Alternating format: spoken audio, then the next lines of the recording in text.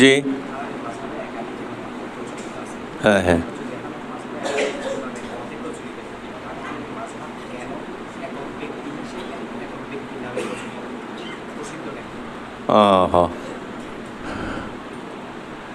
নাম তো আসলে যে কোনো একটা উপলক্ষে হয় আরই। ইমাম আজম যেহেতু এই গ্রুপের বড় ছিলেন, উনি আসলে বাকি যারা মহতাজ তারা শিষ্য, উনি হলেন যে কি ওনাদের উস্তাদ। তো এই জন্য ওনার নামে হানফি মাযহাব হয়ে গেছে আরই। নাম বলে মানে এটা, হ্যাঁ হ্যাঁ হ্যাঁ হ্যাঁ হ্যাঁ। এই যে কোনো একজনের নামই তো, যে বনি হাশেম, বনু উমাইয়া, বিভিন্ন গোত্রের নাম আছে, এক ব্যক্তির নাম, কিন্তু মানুষ তো এখানে অনেকেই। তো এই জন্য ওনার নামে হয়ে গেছে, উনি যেহেতু এটার প্রধান ছিলেন এই জন্য সেই নামে নাম হয়ে গেছে এরই। এটা মানে এই কথা না যে একক ব্যক্তি। এখানে একটা প্রশ্ন আছে, তকলিদের শখসি কি, মানে এক ব্যক্তির তকলিদ, কিন্তু আসলে ব্যাখ্যা করে দেখা যায় এটা শখস দ্বারাতে ব্যক্তি উদ্দেশ্য না, একটা নিয়ম নীতি। এটা যে কোম্পানি, এটাকে বলা হয় লিগেল, এটা কি নাম, লিগেল পার্সন। অনেকেই অংশীদার একটা কোম্পানি, কিন্তু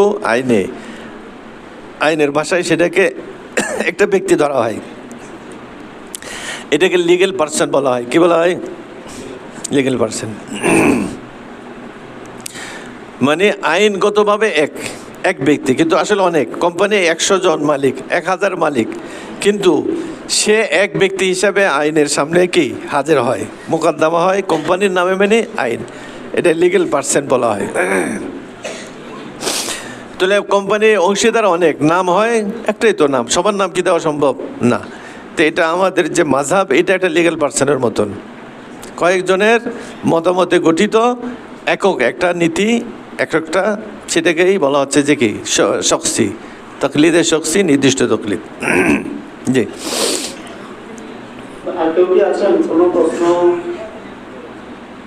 যা যা প্রশ্ন উন্মুক্ত, মানে এই বিষয়ে যার যা মনে আছে তা আপনাদের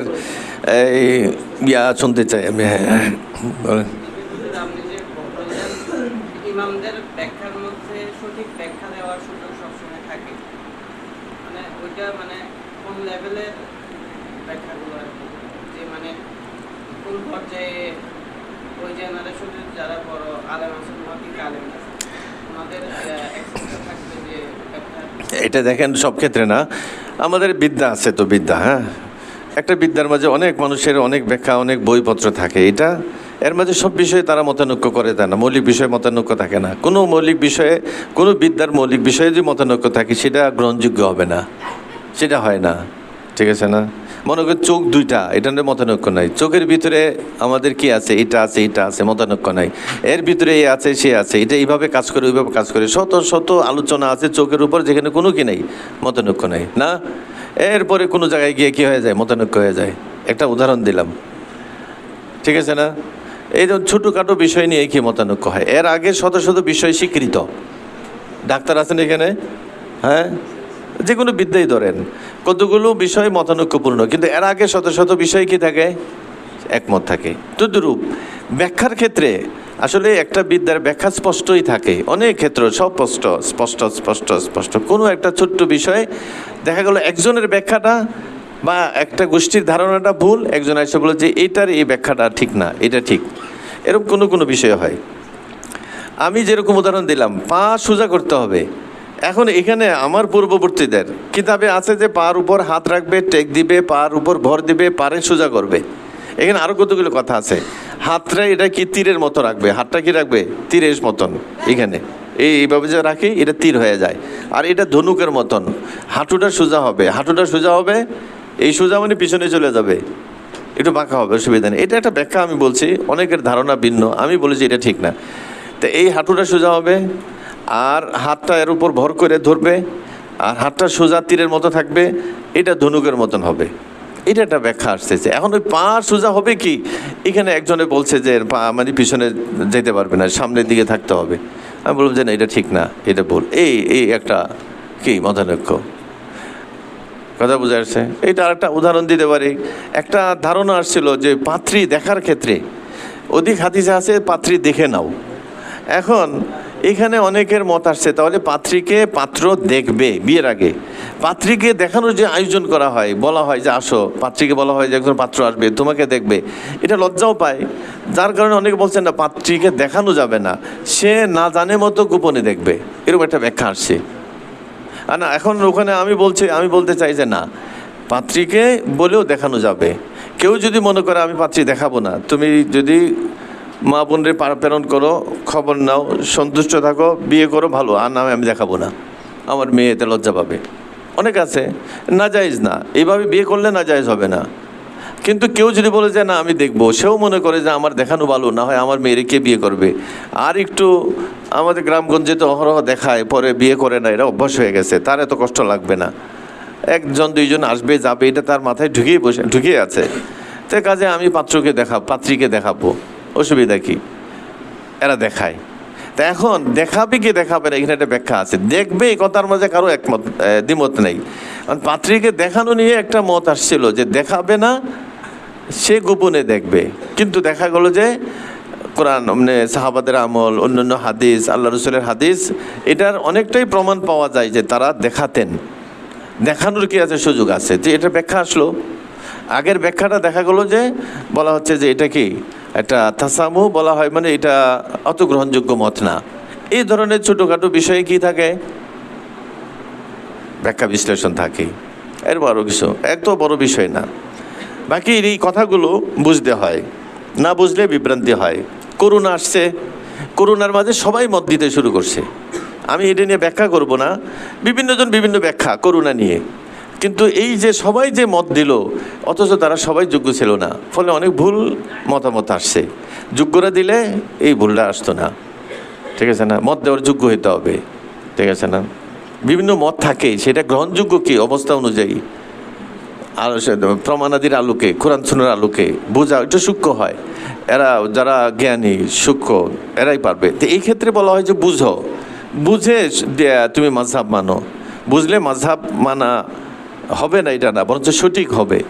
তদ্রূপ কোরআন সুন্নাহ বুঝে মানো, আইমারা বুঝে মানতেন। এখন আমরা আইমারা বাদ দিয়ে আমরা মানবো, তাহলে সেটা কোরআন সুন্নাহ না বুঝে মানা হবে, আসলে এটা মানা হবে না, ঠিক আছে না? আমার সঠিক মানার জন্য বোঝা দরকার, আর বোঝার জন্য যদি আমি না বুঝি, যে বুঝে তাকে মানা দরকার। এই সূত্রেই ইমামদের কথা আসেন। জি জি জি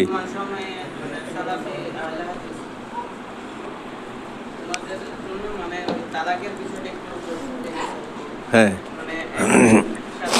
3 তালাক 1 তালাকের বিষয়।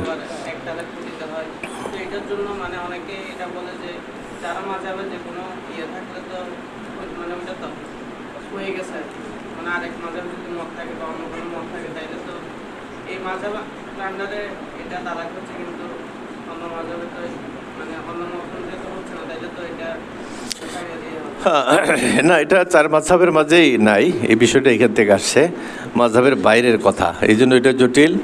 বাকি বিষয়টা এই যে মতানৈক্যপূর্ণ কার মত নিব, এটা একটা রুল আছে, তো রুলে আসতে হবে, বিষয়টা রুলের, তাই না? রুলে আসতে হবে। যে কোনো মত নিলে তাহলে তো আর আমাদের কোনো নিয়ম নীতি থাকবে না, ঠিক আছে না? এবং আমরা অনেক দূরে সরে যাবো শরীয়ত থেকে। আমরা আগে বলছি যে যোগ্য হইতে হবে, মত দেওয়ার যোগ্য হইতে হবে, এবং এগুলির নিয়ম, মাযহাব এটা নিয়ম নীতির নাম, নিয়ম নীতিতে থাকতে হবে। নিয়ম নীতিতে না থাকলে আমরা অনেক দূরে সরে যাব। এখন আসলে আমরা যা এই আলোচনা ছিল, যে আলোচনার উদ্দেশ্য হলো যে এখানে মতানৈক্যের একটা মানে কি ক্ষেত্র আছে না, মৌলিক বিষয় গৌণ বিষয় আছে, গৌণ বিষয়ে মতানৈক্য হবে, মতানৈক্য থেকে মাযহাব হবে।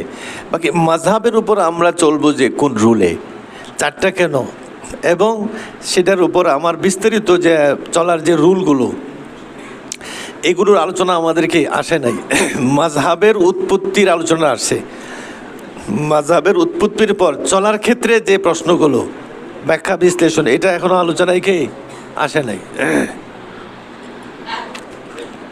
আপনার প্রশ্নটা ওই ক্ষেত্রে চলে গেছে, পরবর্তী পত্রে চলে গেছে, আগের ক্ষেত্রটা রয় নেই, ঠিক আছে না?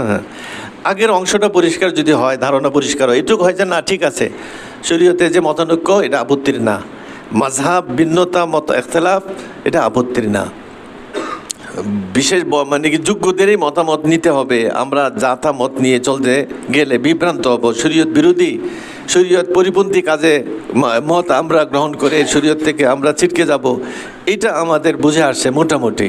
এইটুক যদি হয়, আজকের আলোচনার উদ্দেশ্য এটা, তার একটা স্তর আমাদের কি হলো, শেষ হলো। এখন এটাকে সামনে আরেকটা স্তর, আরও অনেক কথা রয়ে গেছে, সেগুলো আমরা সামনে আলোচনা করার সুযোগ পাবো, প্রয়াস পাবো। ঠিক। মাঝাবে যেটা আসতেছে প্রশ্ন, এক মাঝাব সমান্তর একাধিক থাকলে এই ধরনের এগুলো মানে এই সমস্ত প্রশ্ন থেকে বাছাই করে আমাদের পরবর্তী এর জন্য হইতে পারে আরেক পরে আলোচনার জন্য। জি জি জি। আচ্ছা, এখানে আসলে আমাদের অনেকগুলো প্রশ্ন আসছে, আলহামদুলিল্লাহ। তো এখানে কিছু কিছু প্রশ্ন আসছে, হুজুর বারবার করে একটা কথা বলছেন, আমরা হয়তো খেয়াল করি নাই। হুজুর বলতেছিলেন এটা আমাদের এবারের প্রাথমিক আলোচনা এতটুকু। তো এই বিষয়গুলোর উপরে হয়তো বা সামনে আরো একাধিক আলোচনা হবে। এখানে অনেকগুলো প্রশ্ন আসতেছে যেগুলো আমাদের হুজুর যে পর্যন্ত আলোচনা করছেন এটার সাথে সংশ্লিষ্ট না, মানে এটা আবার নতুন আলোচনার কিছু বিষয় আছে এখানে পরবর্তীতে। তো যেহেতু সময় অনেকক্ষণ হয়ে গেছে, এই প্রশ্নগুলো সামনে রেখে আমার মনে হয় আমাদের পরবর্তীতে যখন আরেকটা সেমিনারের আয়োজন করা হবে তখন এই প্রশ্নগুলোকে সামনে রেখে আমাদের আলোচনা ওইভাবে সাজানো হবে ইনশাআল্লাহ।